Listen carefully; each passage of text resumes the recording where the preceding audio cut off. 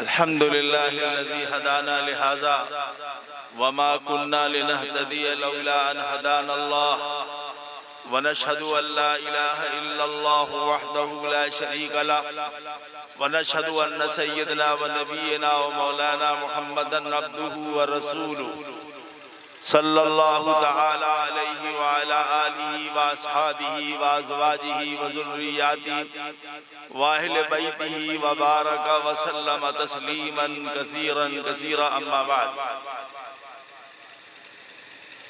बुजुर्गान मोहतरम, काबिल तकरीम उलमाए किराम, हाज़रीन मजलिस, मैं बहुत ही बीमार आदमी हूँ, बयान करने के लायक नहीं हूँ। सिर्फ मुझे दुआ करानी है एक बात कहकर। इसलिए आप तमाम हजरात से दरखास्त है कि यहाँ हमारे करीब में आ जाए, तमाम हजरात उठ के यहाँ करीब में आ जाए। दुआ अल्लाह के बंदे बन के मांगे, बेनियाजी से दुआ कबूल नहीं होती। आप तमाम हजरात उठ के यहाँ आ जाए भाई, करीब में, करीब करीब में आ जाओ। इन सब बच्चों को हटाओ यहाँ से, इन सब बच्चों को हटाओ यहाँ से, उठाओ उठाओ उठाओ उठाओ उठाओ जल्दी उठाओ। या करीब में जब दुआ मांगना है, आप पास उठ जाए, जल्दी आ जाए देर से। बुजुर्गों और दोस्तों, लड़के भैया बैठ जाओ। बुजुर्गों और दोस्तों, मेरे दीनी भाइयों, थोड़ी सी बात हम आपसे करना चाहते हैं, थोड़ी सी बात। हम बयान करने के लायक आदमी नहीं, तबीयत मेरी बहुत खराब है। अगर मौलवी हदीसुल्लाह साहब से वादा नहीं किया होता तो आते नहीं, इतनी तबीयत खराब है। 1 महीने से बिल्कुल साहिब फिराश। हम 2-3 बात आपसे पूछना चाहते, तकरीर नहीं पूछना चाहते। लॉकडाउन के जमाने में हिंदुस्तान, पाकिस्तान, बांग्लादेश में 297 औलिया अल्लाह का इंतकाल हुआ। हमारी बात गौर से सुन, 297 औलिया किराम, उलमा किराम का इंतकाल हुआ। उसमें से कम जो आलिम दीन थे वो ऐसे थे जिनके मानने वालों की तादाद 40 से 50 हजार, जिनके मानने वाले 5 लाख, 10 लाख, 20 लाख थे, उनको छोड़ दीजिए। हमारे हिंदुस्तान में भी सबसे ज्यादा इंतकाल हुआ। फिर नंबर 2 पाकिस्तान में, सबसे कम बांग्लादेश। ये तकरीबन 297 के करीब उलमाए किराम, औलिया किराम, सालिहीन उम्मत का इंतकाल हुआ। अल्लाह की एक बहुत बड़ी रहमत से हम महरूम हो गए। क्या हम में से किसी ने सोचा कि इतने बड़े बड़े औलिया किराम का इंतकाल हो गया, जिनके मानने वालों की तादाद लाखों लाख, 20 लाख।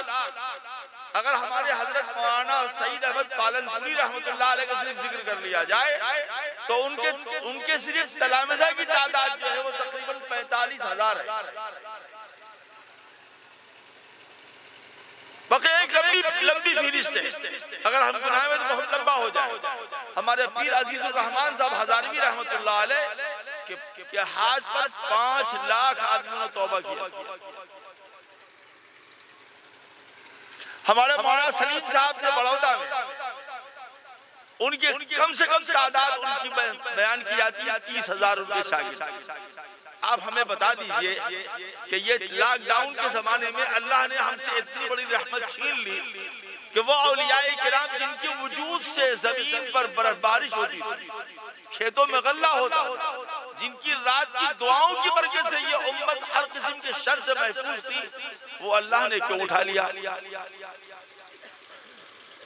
आप कह सकते हैं कि वक्त आया, मौत चले गए, ठीक है, लेकिन हम कितना बड़ा खसारा हमारा हुआ, इस उम्मत का कितना बड़ा खसारा हुआ कि एक शख्स ऐसा जो रातों रात रोया करता था, दिन रात रोया करता था अल्लाह के लिए, नबी की उम्मत के लिए, उम्मत की हिदायत के लिए।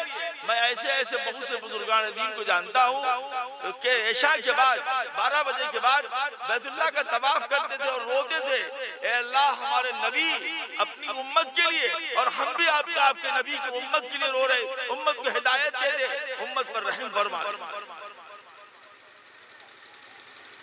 कभी हम में से किसी ने सोचा कि ये 300 के करीब औलिया किराम हमसे उठा लिए गए? उलमा की बात नहीं कर रहा हूं, उलमा की बात ही नहीं कर रहा हूं, वो तो हजारों की तादाद में गए।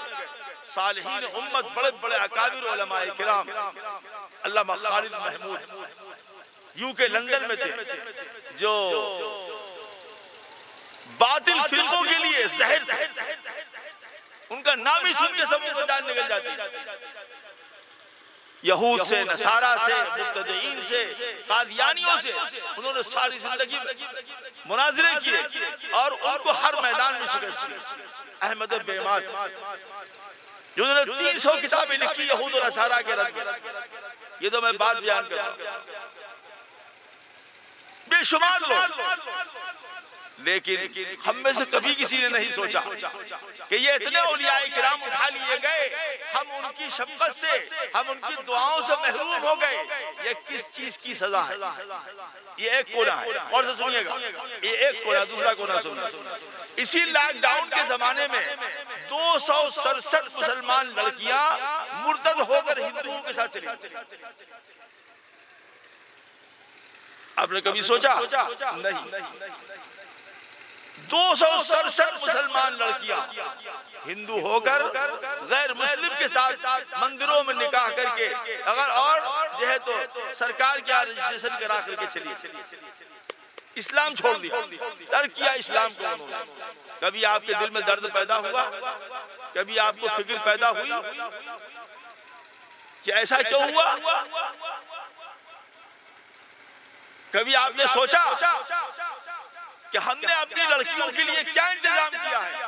उनकी इज्जत बचाने के लिए, उनकी आबरू बचाने के लिए नहीं, उनका दीन और ईमान बचाने के लिए हमने क्या सही किया? दोस्तों, बुजुर्गों, मेरे भाइयों, किसी का फटी लुंगी और फटा कुर्ता देख करके ये मत समझो कि मेरी लुंगी और कुर्ता फटा हुआ नहीं है। अगर किसी का चादर फटी हुई है तो एक दिन तुम्हारे कमरे की दीवार फट जाए।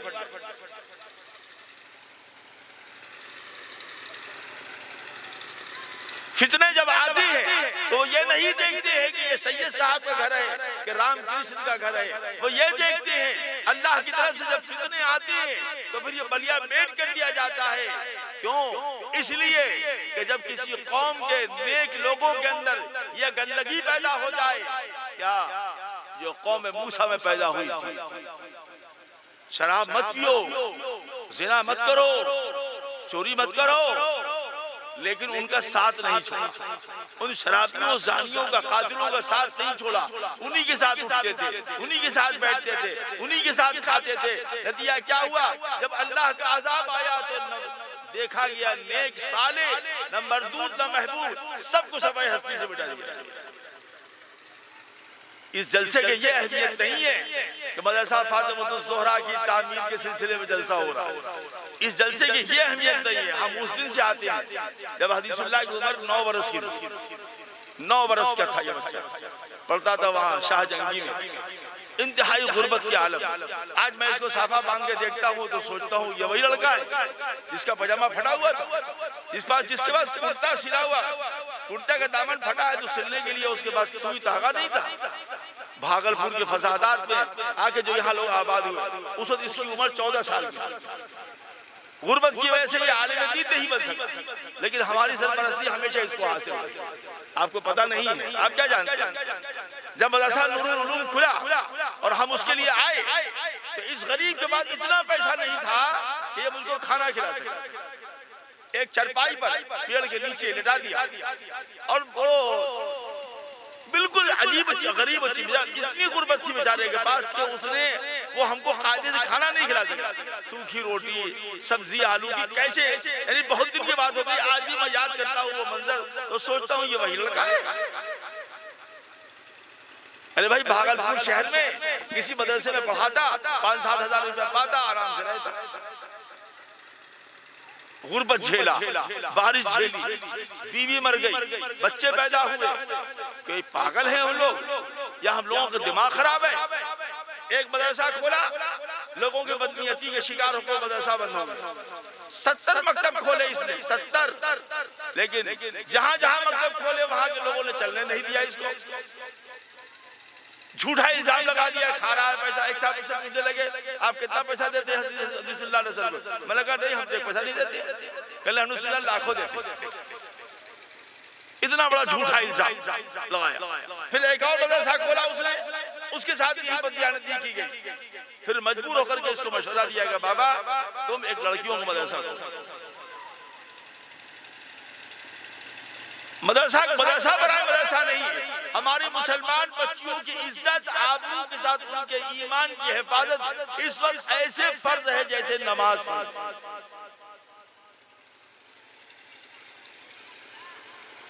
टीन का शेड लगा हुआ है, मट्टी की खलिया लगी हुई है। मैंने शुरू में देखा इस्तिंजा कर रहे हैं, इस्तिंजा कर लड़कियों की इस्तिंजा करने के लिए कायदे का इस्तिंजा खाना नहीं। इन हालात में इस गरीब ने इस काम को शुरू किया। मानने वाले कम, उखाड़ने वाले ज्यादा, साथ देने वाले कम, मिटाने वाले ज्यादा। दोस्तों, आज वो लड़का सर्फ साफा बांध के कुर्ता पजामा पहन के घूम रहा है, इसके पीछे 20 साल 25 साल की मेहनत।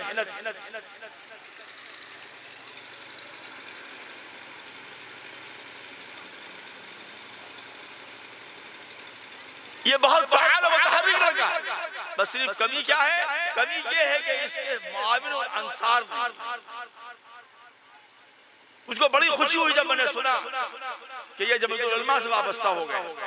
जमीयतुल उलमा एक मिल्ली अवामी जमात है, उसकी बड़ी खिदमत है कि यहाँ के अररिया जिले के उलमा सलाह जो है वो इनका साथ देंगे मदरसे के मामले में, जलसे के मामले में। जैसे ये कुर्बानी देते वो कुर्बानी देंगे, लेकिन यहाँ इससे में देख रहे कोई भी आदमी नहीं।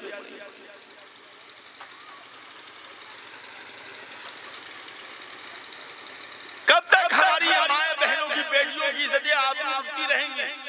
अब कब तक इनका ईमान टूटा जाएगा? ये ईमान के डाकू हमारे घरों में घुसकर हमारी बच्चियों के ईमान को बर्बाद कर रहे हैं और तुम आराम से सो रहे हो।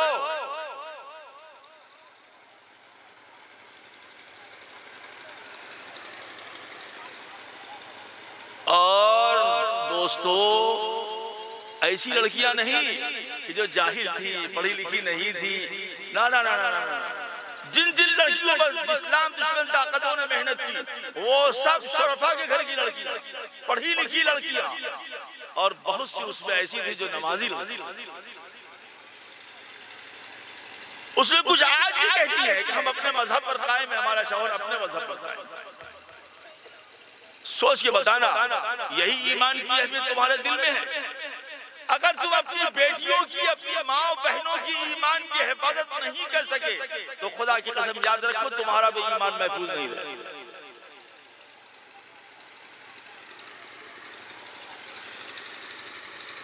ये वो तकलीफ है जिसकी वजह से हम घूम रहे हैं।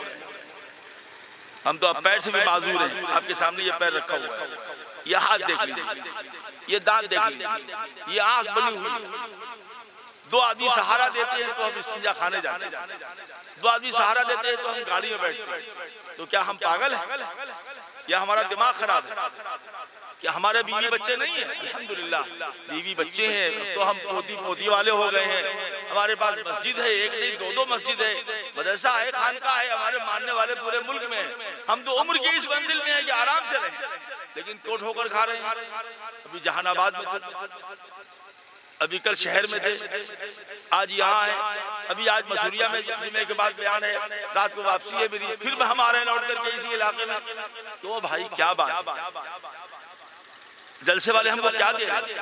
कुछ नहीं दे रहे, लेकिन हम जानते हैं कि हमारे अकाबिर बुजुर्गों ने हमारी जिम्मेदारी डाला कि जहां तक तुमसे हो सके अल्लाह के बंदों तक पहुंचकर हिदायत की बात बताओ, उनके ईमान का तहफ़्फ़ुज़ करो, उनकी आबरू की हिफाजत करो, उनको दीन और सुन्नत की तरफ लगाओ, उनको शरीयत की तरफ लगाओ, उनको इल्लल्लाह की ज़रबों की तरफ लगाओ, उनके अखलाक व आदात की इस्लाह करो। ये माना इनामुल बारी साहब तकरीर कर रहे थे हुकूकुल इबाद के बारे। देहात के रहने वाले हैं ना, जिनको बहुत सी मालूमात है, बड़ी मालूमात, देहात में मालूमात बहुत अच्छी होती है। हम आपसे पूछते हैं कि आप बताइए, एक मुसलमान होने के लिए बस इतना ही काफी है कि अब्दुल रहमान के लड़के का नाम अब्दुल रहीम रख लिया जाए, और कुछ थोड़ा बड़ा हो जाए तो उसकी मुसलमानी कर दिया जाए, अकीका कर दिया जाए, और बड़ा हो तो शादी कर दिया जाए। यही जिम्मेदारी है? नहीं दोस्तों बुजुर्गों, आकाए नामदार मदीने के ताजदार, हमारी आंखों का नूर, दिल का सुरूर हजरत मोहम्मदुर रसूलुल्लाह सल्लल्लाहु अलैहि वसल्लम इरशाद फरमाते हैं कि कल क़यामत के दिन एक नौजवान लड़का खड़ा किया जाएगा, मुअज्जमुल वसीत की हदीस है, आप पढ़ लीजिए। क्या लिखा है कि नौजवान एक लड़का क़यामत के दिन खड़ा किया जाएगा और अल्लाह फैसला फरमाएगा, इस नौजवान को उठा के जहन्नम में डाल दो। वो नौजवान कहेगा, अगर मैं जहन्नम के लायक हूं परवरदिगार, तो मेरे माँ बाप सबसे पहले इसके लायक, क्योंकि उन्होंने हमको सिखलाया नहीं, उन्होंने हमें दीन नहीं सिखलाया, उन्होंने हमें इस्लाम नहीं सिखलाया, उन्होंने हमें तर्ज जिंदगी नहीं दिया, उन्होंने बताया नहीं कि तकवा क्या है, उन्होंने बताया नहीं कि ईमान क्या है, उन्होंने बताया नहीं कि इस्लाम क्या है। हम खानदानी और नस्ली मुसलमान हैं, आज गुनाहों की वजह से अगर जहन्नम में जा रहे हैं तो इसके जिम्मेदार वो समाज है जिस समाज में हम रहते थे, इसका जिम्मेदार वो खानदान है जहाँ हम पैदा हुए थे, इसका जिम्मेदार वो घर है जहाँ हमारी परवरिश हुई।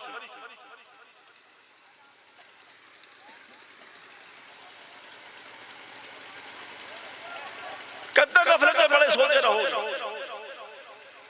कब तक ख्वाबों की दुनिया में रहोगे? कब तक अपनी नौजवानी को बर्बाद और ज़ाया करते रहोगे? कब तक मनमानी जिंदगी गुजारते रहोगे? कब हमारी जिंदगी के अंदर सुधार आएगा, निखार आएगा? कब हमारी जिंदगी आखिरत वाली जिंदगी बनेगी?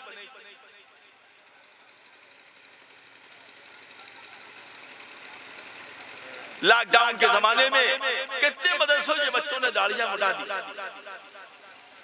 पैंट पतलून पहन लिया और जाके देखो, जाके दिल्ली के अंदर, पटने में जाके देखो, सूरत में जाके देखो, वो कौन से काम कर रहे हैं? वो काम कर रहे हैं जो काम अगर वो पढ़े लिखे होते तो नहीं करते। बैग बना रहे हैं, जूता काट रहे हैं, इलेक्ट्रिशियन की दुकान पे काम कर रहे हैं, सड़कों के किनारे कारों के नीचे घूम करके उसका नट बोल्ट दुरुस्त कर रहे हैं। 27 पारे के हाफिज़ कुरान बच्चों का यह हाल। आपने क्या खोया, ख्याल नहीं आया? आप जलसों में आते हैं, सोचते हैं चलो गैदरिंग होगी, आधी बाजार में बैठी है, खा रहे हैं, पी रहे हैं, आधे यहाँ बैठे हुए हैं, बड़े बुजुर्ग बाजार के अंदर है, बच्चे जलसा गा के।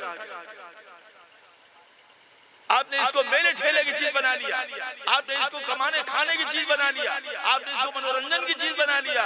नहीं दोस्तों बुजुर्गों, अच्छी तरह याद कर लो, ये जलसा नहीं है, ये जलसा नहीं है। मैं फिर कह रहा हूं, ये जलसा नहीं है, ये या तो तुम्हारी जन्नत है या तुम्हारी जहन्नम। अगर यहाँ से तुम दीन और इस्लाम लेकर गए, यहाँ से तुम तकवा और परहेजगारी सीख कर गए, यहाँ से तुम्हारे अंदर दुनिया के फानी होने का एहसास पैदा हुआ, यहाँ से तुम्हारे अंदर आखिरत की फिक्र पैदा हुई, जन्नत का शौक पैदा हुआ, जहन्नम का शौक पैदा हुआ, अच्छे अमाल की फिक्र हुई, तो ये जलसा तुम्हारे लिए जन्नत है।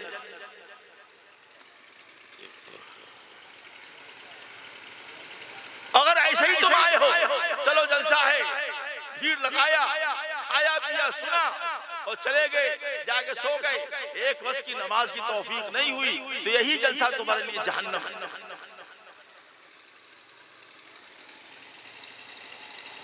तुम कहां घूम रहे हो?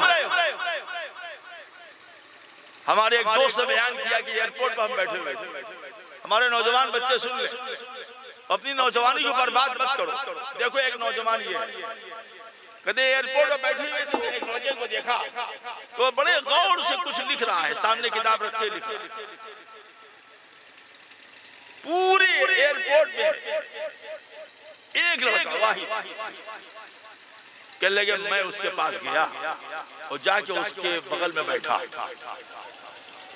मैंने सोचा कि देखिए एयरपोर्ट पर कितना अजीब गरीब माहौल होता है। एक लड़का किनारे बैठ के लिख रहा है। कहा, पूछा कि बेटे आप क्या कर रहे हैं? कहा जी मैं यहूदी हूँ। सुनिए, मैं इस्लाम पर रिसर्च कर रहा हूँ, मैं अपनी जिंदगी के एक एक लम्हा इस्लामी रिसर्च पर लगा रहा हूँ, किताबों का मुताला करता हूँ और उससे मज़ामीन को जमा करता हूँ। तो कहा बेटे तुम ये काम कब से कर रहे हो? नौजवान लड़के जो बुजुर्गों, माओ बहनों, जो अपनी बेटियों को मकतब में नहीं भेजते, जो अपनी बेटियों को मदरसे में नहीं भेजते, जो अपने बच्चों को मकतब में नहीं भेजते, मकतब और मदरसे ईमान की पनाहगाहें हैं। पहले ईमान बनेगा, फिर ईमान बचेगा, फिर ईमान बनेगा, फिर ईमान सजेगा और रखो, अच्छी तरीके से ईमान महफूज नहीं रहेगा तो तुम एक ऐसा जिस्म हो जिसके अंदर रूह नहीं है। तो कहा हम 6 साल से इस काम को कर रहे हैं। तो कहा कहां तक पहुंचे? तो कहा कि हमने गौर किया कि मुसलमान बेनमाजी हो सकता है, रमजान में रोजा नहीं रखे ये हो सकता है, हज ना करे ये भी हो सकता है, ज़कात ना दे ये भी हो सकता है, लेकिन पूरी दुनिया के मुसलमानों को जो चीज मुत्तहिद करती है, एक करती है, इख्तिलाफ के बावजूद, मसलकी इख्तिलाफ के बावजूद, कि जब मुसलमान के सामने उसके नबी का नाम लो तो बेइख्तियार उसे समझो, जब उसके नबी का नाम लो मुहम्मदुर रसूलुल्लाह, हर गिरा से गिरा मुसलमान भी कहता है सल्लल्लाहु अलैहि वसल्लम। तो हमारी रिसर्च का हासिल ये है कि मुसलमानों के दिल में जितनी रसूल की मोहब्बत है किसी की मोहब्बत नहीं है, और हमारा काम ये है कि मुसलमानों को दिले से मोहब्बत निकाल दी जाए नबी की, उनके सहाबा की। इस्लाम का कागज इनके पास में रह जाएगा, इस्लाम नहीं रहेगा।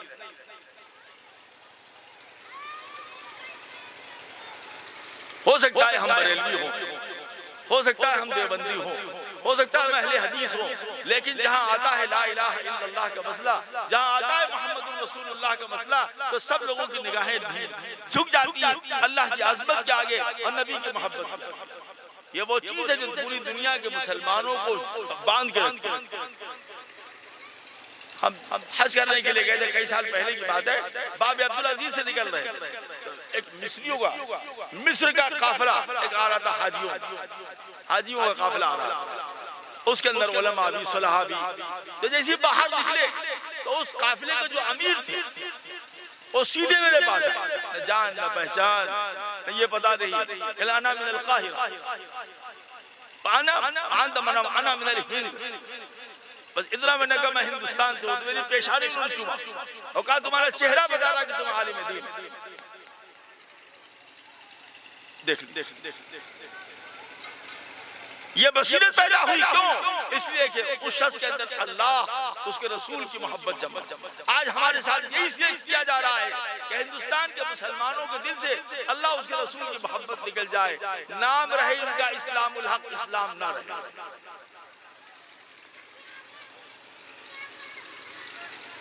ये जलसे तुम्हारे ईमान को बचाती है, ये जलसे तुम्हारे ईमान को सजाती है, ये जलसे तुम्हारे ईमान का तहफ़्फ़ुज़ करते हैं। और मकतब के क़याम के साथ साथ नौजवान हमारी कम उम्र बच्चियों के तालीम का सही इंतजाम करो। ये बच्चियां अगर किसी की माँ है और बेटी है और बहू है तो याद रखो तुम्हारी जन्नत है या जहन्नम।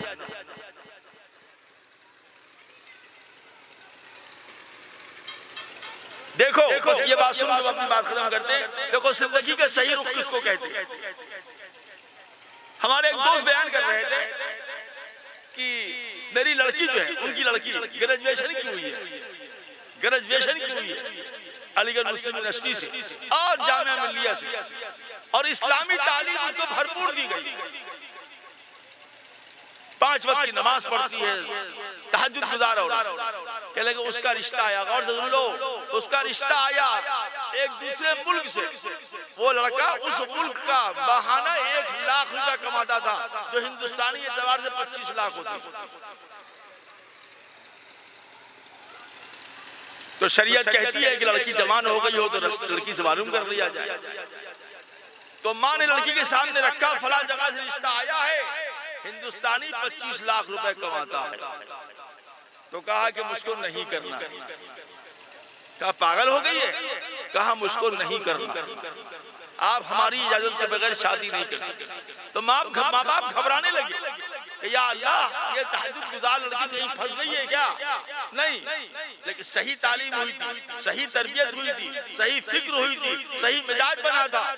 जब माँ बाप ज्यादा तंग करने लगे तो उसने अपने बाप से कहा कि सुनिए, जहां आपने शादी लगाई है कनाडा में, हिंदुस्तानी 25 लाख पा रहा है, वहां पर हमको कार मिलेगी, बंगला मिलेगा, शौहर मिलेगा जो सुबह निकलेगा 6 बजे, शाम को 6 बजे आएगा, लेकिन वहां पर ईमान हमारा को नहीं, ईमान हमारा बिक जाएगा। इसलिए हमारी शादी किसी आलिम दीन से कराई। कहा पागल हो गया तो? एक मौलवी तुमको क्या देगा छप्पर वाला मकान? कहा कुछ नहीं देगा लेकिन ईमान देगा, और मैं अल्लाह की जात से उम्मीद रखता हूँ कि जिस आलिम दीन से मेरा ब्याह किया जाएगा वो आलिम दीन हमें ऐसी मोहब्बत देगा, और इंशाअल्लाह हमारे इस फैसले की बरकत से अल्लाह हमें दुनिया से भी महरूम नहीं रखेगा। कहने लगे साहब उनके वालिद साहब तो आजीज आके उन्होंने एक आलिम दीन से उनका निकाह कर दिया। वो लेकर के आए, बड़ी मोहब्बत से रखा, प्यार से रखा। कुछ दिनों के बाद उन आलिम दीन ने दरखास्त दे रखा था किसी सफारत खाने में। अरबी के अच्छे आलिम थे, मैं नाम नहीं लूंगा उनका, ये सफारत खाने की दरखास्त दे रखा। उनकी दरखास्त मंजूर हो गई। वो दरखास्त मंजूर हो गई और अपने अहलिया को लेकर के वो उस मुल्क में सफारत खाने में मुंतकिल हो गए, और अल्लाह ताला ने उनको हज भी कराया, उम्रा भी कराया, और एक ऐसी रोजी दी इस रोजी के अंदर खूब बरकतें हैं। बात ये यहाँ पर ये मिजाज जब ये बनेगा पैसा कहाँ से आएगा? तो दोस्तों बुजुर्गों, उससे पहले ये सोचना है कि ईमान कहाँ से आएगा।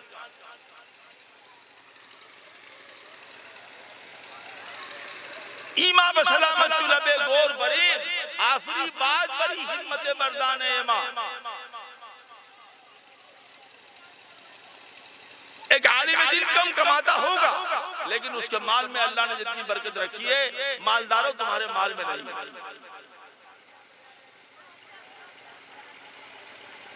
हमें याद है जब ये पहला जलसा हुआ था नूरपुर लहटोरा में, तो चंद आदमी बैठे थे। हमें याद है कि वहां जाने का रास्ता भी नहीं था उसमें, कैसे कैसे हम लोग आए थे। लेकिन आज अल्हम्दुलिल्लाह आज सुना है कि औरतों का मजमा था, औरतों की तकरीरें थी यहाँ पर, 10-15 हजार औरतें जमा हुई थी। इस इलाके में दीन फैल रहा है तो इस इलाके के उलमा की बरकत, इन मदारिस की बरकत, इन मकातिब की बरकत, दीन और दावत के काम की बरकत है, दावत और तबलीग के काम की बरकत है, उलमा की मेहनतों की बरकत है कि आलिमा पैदा हो रही है, और ऐसी ऐसी आलिमा पैदा हो रही है जो हमारी खवातीन माओ बहनों की जिंदगियों का रुख तब्दील करती है। इसलिए जरूरत इस चीज की है कि हमारे नौजवान बच्चे जलसों को जलसा न समझें। एक बड़ा मर्द जलसों में ये पैदा हो गया है, फला मौलाना साहब आए हैं, हाँ नहीं आए, चलो यार, यानी तकरीर भी हम सुनने जाते हैं तो अपनी पसंद की, इस्लाम की तकरीर नहीं, कुरान की बात नहीं, अल्लाह रसूल की बात नहीं, किसी शख्सियत की बात सुनने के लिए जाते हैं। ये खुद बीमारी है, ये बहुत बड़ी बीमारी है।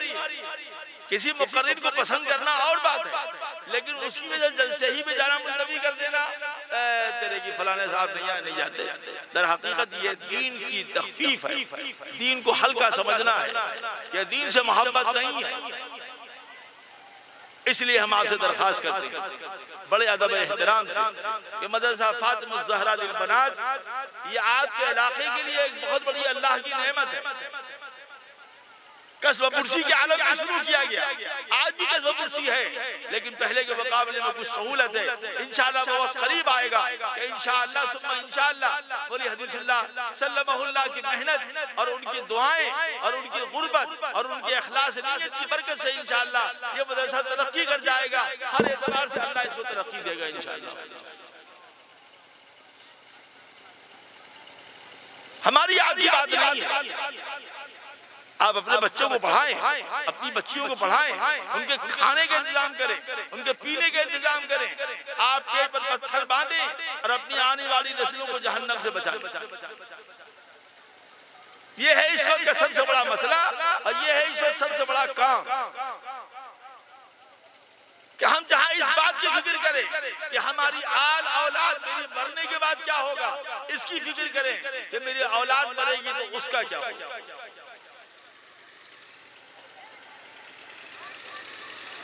इसलिए जरूरत इसकी है कि हमारे नौजवान बच्चे इस पर गौर करें, हमारी माएँ बहनें इस पर गौर करें, हमारी बेटियां इस पर गौर करें, नमाजों की पाबंदी करें, गुनाहों से बचें, अल्लाह ताला के अहकाम पर अमल करें, नबी सल्लल्लाहु अलैहि वसल्लम की सुन्नत पर अमल करें, तौबा और इस्तिग़फ़ार की आदत डालें, हर अम्र में अल्लाह ताला से डरें और इसका ख्याल रखें कि हमें मौत आनी है और अल्लाह के सामने खड़ा।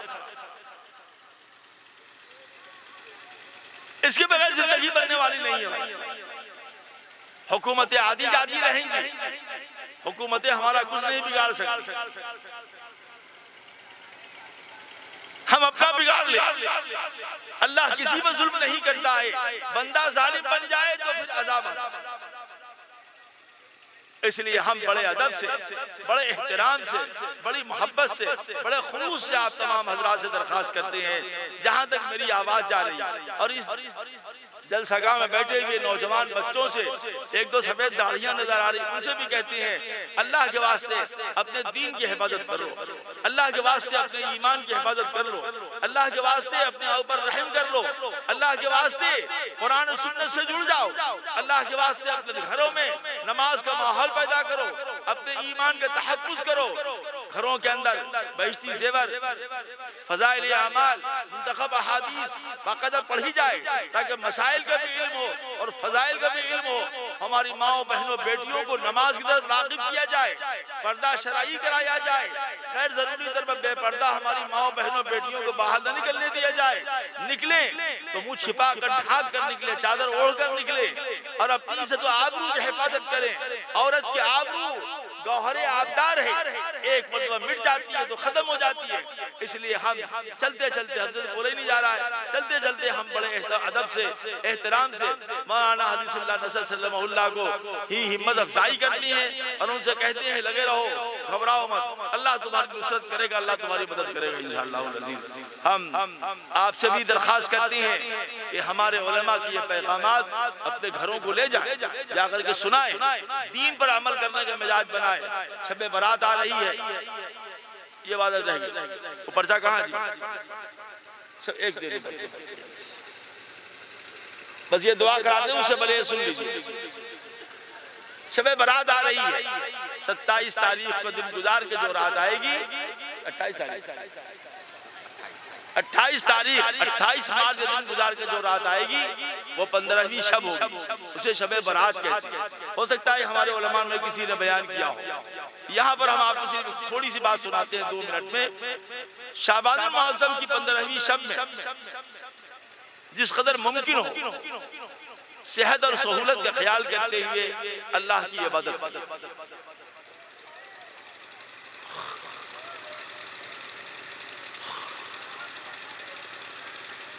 सारी रात जागना जरूरी नहीं है, लेकिन आप दो काम कर ही सकते। एक नंबर 1 मगरिब इशा फजर की नमाज जाकर जमा से मगरिब इशा फजर की नमाज जाकर जमा से पढ़ें। जो मगरिब इशा फजर की नमाज जाकर पढ़ता है, हदीस में आता है उसको पूरी रात की इबादत का सवाब मिलता है। एक काम आप ये। दूसरी बात ये कि जितनी फुर्सत हो सहज इजाजत दे आप कुरान की तिलावत करें, नफिल नमाज पढ़ें। तीसरा कलमा सुबहान अल्लाहि वल्हम्दुलिल्लाहि वला इलाहा इल्लल्लाहु वल्लाहु अकबर, ये 100 पढ़ लें। इसी तरीके से हदीस में आता है कुल हुवल्लाह शरीफ, कुल हुवल्लाहु अहद अल्लाहुस समद लम यलिद वलम यूलद वलम यकुल लहू कुफुवन अहद, ये 40 मरतबा पढ़ ले। इसी तरीके से इन्ना अंज़लनाहु फी लैलतिल क़द्र, ये सूरह 40 मरतबा पढ़ ले। अल्लाह का जिक्र करें और अपने दुआ करें, दुआ का खास एहतमाम करें। कब्रिस्तान करीब हो तो वहाँ चले जाएं, जाकर के उम्मत के जेहेतु आम कब्रिस्तानों पर जाकर के दुआए मग़फ़िरत करें, मस्जिदों में खुदा की इबादत करें और अपने घर को आबाद करें। ये रातें अपने घर को जिंदा रखने की, अपने कमरे में अपने घर में आप मुसल्ला बिछाएं, अपनी माओ बहनों बेटियों को लेकर के खुदा की इबादत करें, दुआ मांगे, बिल्कुल महरूम न रह जाए। इसी तरीके से रमजान आ रहा है, रमजान में पाबंदी से तरावी पढ़ें, नमाजों की एहतमाम करें, नमाजों का एहतमाम करें और तो ये तमाम वज़ाइफ अल्लाह आपको तौफीक दे तो हर रात दिन में, वरना रमजान के आखिर अशरे में करें। ये पर्चा हमने इनको दिया है, ये इंशाअल्लाह आपको तकसीम कर देंगे। हमारे अल्लाह से दुआ है अल्लाह ताला हमें और आपको इन तमाम बातों पर सच्चे दिल से अमल करने की तौफीक अता फरमाए। आजा भाई, करीब करीब आजा, दुआ करो, आ जाओ जल्दी, आ जाओ जल्दी, आ जाओ, आ जाओ, बंदे बन के दुआ मांगो, बंदे बन के दुआ मांगो, आजा जल्दी आ जाओ। देखिए देखिए किबले की तरफ पैर करके बढ़ेंगे, कम से कम उनको तो उठाइए, बच्चे तो बच्चे हैं। ये देखिए, ये हमारी हैसियत। आजा जल्दी आजा, जल्दी आजा। और भी एक साहब ने पर्चा दिया है हमको। उसके अलावा ये दुआ का पर्चा आया मरहूम मोहम्मद अशफाक अहमद साहब, मरहूमा बीबी अंजुम साहिबा की मग़फ़िरत के लिए, और एक दो पर्चे और भी आए हैं। अल्लाह ताला इन तमाम हज़रात की मग़फ़िरत फरमाए, इनके दर्जे बुलंद फरमाए।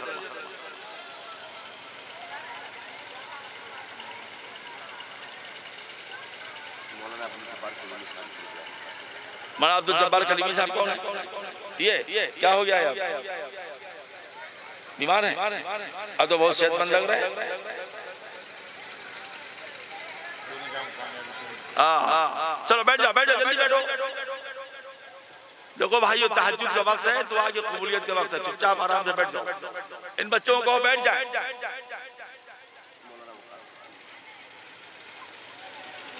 बस सबको दे देना, सबके सामने देने की कोई जरूरत नहीं। ये सब रस्म है, ये सब रस्म की कोई जरूरत नहीं, ये सब की कोई जरूरत नहीं।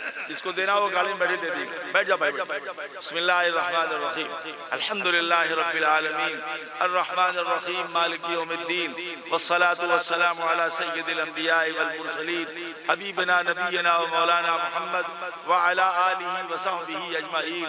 अल्लाहुम्मा रब्बना ज़लमना अनफुसना व इन लम तग़फिर लना व तरहमना लनकुनन्ना मिनल खासिरीन। रब्बना आतिना फिद दुनिया हसना व फिल आखिरति हसना व क़िना अज़ाबन नार। ए अल्लाह, हम सब के गुनाहों को माफ फरमा। ए अल्लाह, हम सब की खताओं से दरगुजर फरमा। ए अल्लाह, हम सब के सय्यात को हसनात से मुबद्दल फरमा। ए अल्लाह, नबी सल्लल्लाहु अलैहि वसल्लम की सुन्नत पर अमल करने की तौफीक अता फरमा। ए अल्लाह, शरीयत और सुन्नत पर अमल करने की तौफीक अता फरमा। ए अल्लाह, नफ्स और शैतान की मक्कारियों से और अय्यारियों से अल्लाह हमारी हिफाजत फरमा। ए अल्लाह, दोनों जहान की खैर, भलाई, बेहतरी और आफियत दारैन नसीब फरमा। ए अल्लाह, मदरसा फातिमा ज़ोहरा लिल बनात को दिनदूनी रात चौगुनी तरक्कियात से माला माल फरमा। ए अल्लाह, शुरूर व फितन से हिफाजत फरमा। ए अल्लाह, अंदरूनी व बैरूनी फितनों से मुकम्मल तौर पर महफूज फरमा। तालिबात को उलूम नाफिया, आमाल सालिहा की दौलत अता फरमा। उस्तानियों के अंदर इखलास, दिलाहियत, तकवा, आखिरत की फिक्र, बच्चों बच्चियों को अल्लाह की अमानत समझकर दर्स तदरीस की तौफीक अता फरमा। ए अल्लाह, मुंतजिम में अमानत, दियानत, खौफ व खशियत पैदा फरमा। ए अल्लाह, खवातीन के जलसे में जिन माओ बहनों बेटियों ने पैसे लिखवाए, पैसे दिए, सामान लिखवाए, और यहाँ पर जिन भाइयों ने पैसे दिए और सामान और पैसे लिखवाए, अल्लाह एक एक रुपए, एक एक दाने के बदले में ए अल्लाह करोड़ों रहमतें, राहतें, रफ़ातें, बरकतें अता फरमा। और ए अल्लाह, उन देने वालों के घरों पर, उनकी गांव बस्ती पर रहमतों का नुज़ूल फरमा। या अल्लाह, इस जलसे को पूरे इलाके की हिदायत का वसीला फरमा दे, अपनी रहमत से माला माल फरमा दे, अपने करम से माला माल फरमा दे।